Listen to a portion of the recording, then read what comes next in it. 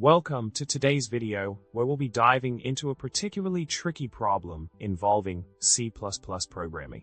The problem at hand revolves around a piece of code that Clang rejects, while GCC and MSVC accept it without issue. This discrepancy sparks an interesting discussion on how C++ compilers handle variable initialization within derived classes. In the solution provided, it was explained that the declaration of a variable in C++ hides any identically named variables in its base classes from that point onward. This concept plays a crucial role in understanding why Clang encounters an error in this scenario. The key lies in the fact that the initialization value of h, b is resolved from its derived class member h, b rather than its base member g, b. This distinction is essential in comprehending why Clang, GCC, and MSVC behave differently in this case. Now let's delve deeper into this.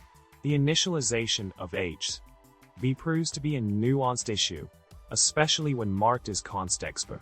Without delving into too much technical jargon, it becomes apparent that the rules for determining whether the variable's initialization is a constant expression becomes circular in this particular scenario. This complexity arises due to the restrictions imposed by constexpr.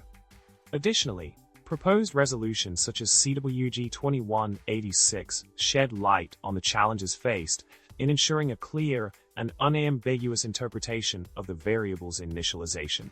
In summary, the intricacies of C++ never fail to fascinate, especially when it comes to compiler nuances like the one we explored today.